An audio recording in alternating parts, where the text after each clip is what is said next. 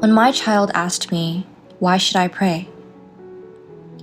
One day, my teenage child asked me, "Mom, you always say that everything is God's will, right? If He answers our prayer, that's His will. And if He doesn't, that's also His will. You told me that God already knows what we need and gives us what's best for us. But I prayed for something, and He didn't give it to me. You said that maybe I just don't understand yet, but someday I'll know why. Then, if every prayer, answered or unanswered, is God's will, why should I pray? Even if I don't pray, He'll still give me what's good for me. And if something isn't good for me, He won't give it to me no matter how much I pray. Then why do you always tell me to pray, Mom? What's the point of praying?" At that moment, I couldn't answer. Honestly, I had asked myself the same question many times. Why do we pray? What are we praying for? And what exactly is prayer? There was a time when most of my prayers were about asking for something I wanted. Lord, please make me financially secure. Give me health. Let our house be sold. Help me pass my exam. I prayed as if I were submitting a petition, pleading earnestly for what I wanted. But one day I suddenly thought, does God really give me something just because I prayed for it? Or does He withhold it because I didn't? Even the lilies of the field are clothed in splendor greater than Solomon's. Wouldn't the same God give His children something even better? Then maybe I don't need to ask for anything at all? As time went by, the way I prayed began to change. I stopped praying mainly for my own needs and began to pray for different things. Lord, please give me wisdom to raise my children in faith. Give my family true peace so that others may see You through us. Help me live as an example so that those who don't believe won't stumble because of me. After that change, I noticed that the desperate tone in my prayer slowly disappeared. I used to cling to God, pleading earnestly for what I wanted, but now I often find myself wondering, is what I'm asking for truly good for me? Is it really in line with God's will? And my prayers usually end like this: Lord, may Your will be done.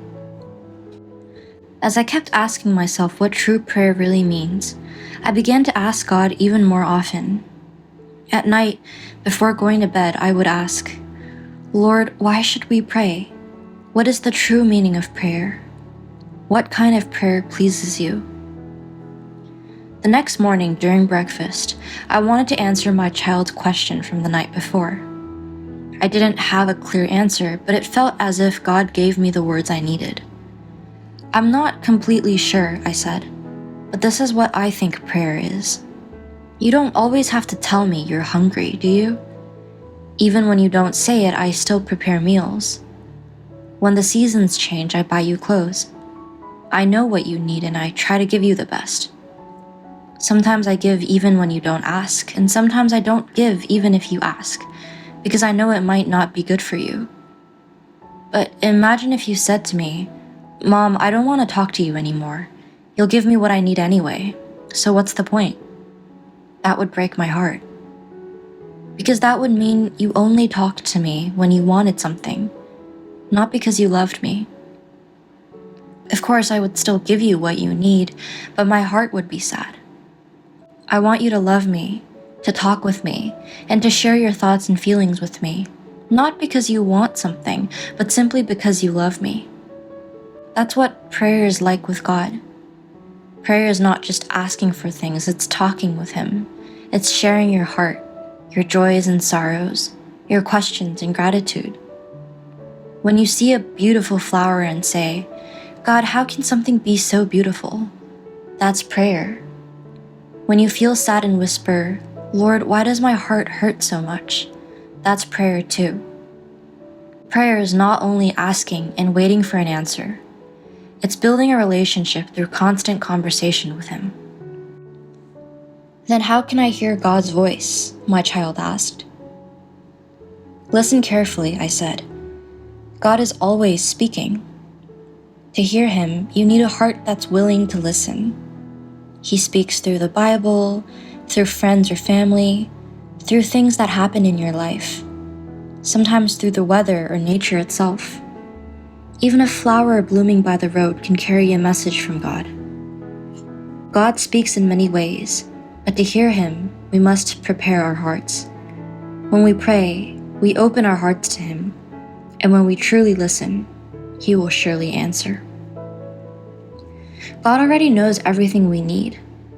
Even if we don't pray, he still gives what is best for us.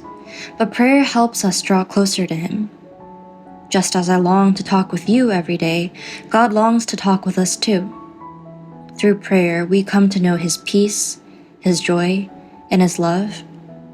Whatever the outcome of prayer may be, it is all in his will. But through that process, we grow closer to him and begin to understand his heart. Through that conversation with my child, I found myself reflecting again. Why should I pray? What does prayer really mean? What kind of prayer pleases God? God continues to speak to me even through moments like this. Prayer is not a tool for getting what I want, but a time to build a relationship with him and to listen to his voice. It is how I draw closer to God, hear his guidance, and follow his will. That's why I continue to pray, not to change his mind, but to walk with him in every season of my life. This is why, even when everything is already in God's hands, I still pray.